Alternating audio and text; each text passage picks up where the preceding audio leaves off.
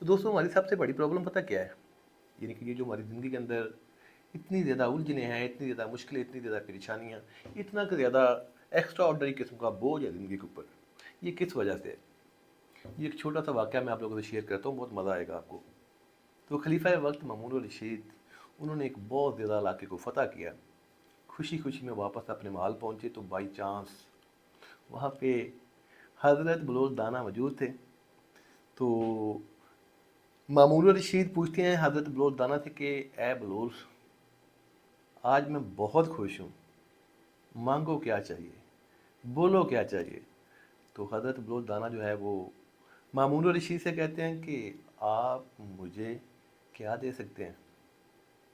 تو خلیفہ وقت فرماتے ہیں کہ اے بلول، اللہ کا دیا ہوا میرے پاس سب کچھ ہے، میں وقت کا حاکم ہوں، اتنے بڑے علاقے کو میں نے فتح کیا ہے، تو مانگو تو صحیح کیا چاہیے۔ حضرت بلول پھر فرماتے ہیں تو اے خلیفہ وقت، آپ نے کہا کہ اللہ تعالیٰ کی ذات کا دیا ہوا میرے پاس سب کچھ ہے، یعنی کہ اللہ تعالیٰ کی ذات نے آپ کو سب کچھ دیا ہے۔